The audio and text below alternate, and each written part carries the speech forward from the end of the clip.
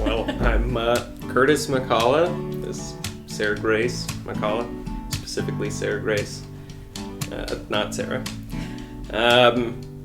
So I grew up in the area, just over in Lakewood, and around middle school started coming here with Jake Swellbar and Zach Swellbar, and was in Jason's youth group for a little bit, and we moved up into being with Joel.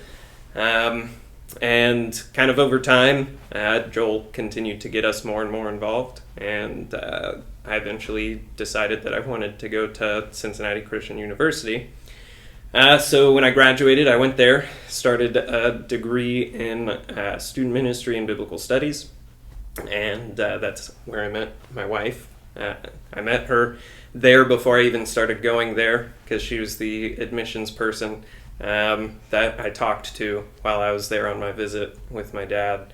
And then I went through my student ministry degree, graduated, and started working at Ross Christian Church.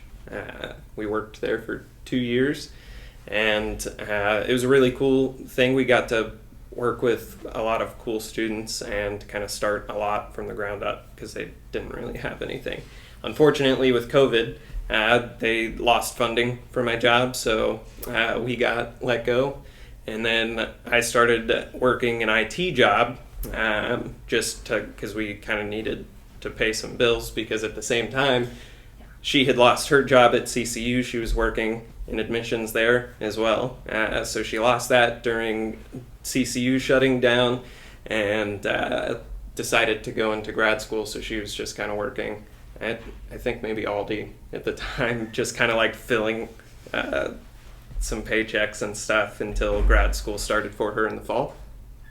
And similar time, I joined the Air National Guard. So we were just kind of in like this weird flux of a lot of changes. I have my bachelor's in early childhood education, so I was teaching for a couple of years and then made the choice to move into higher education.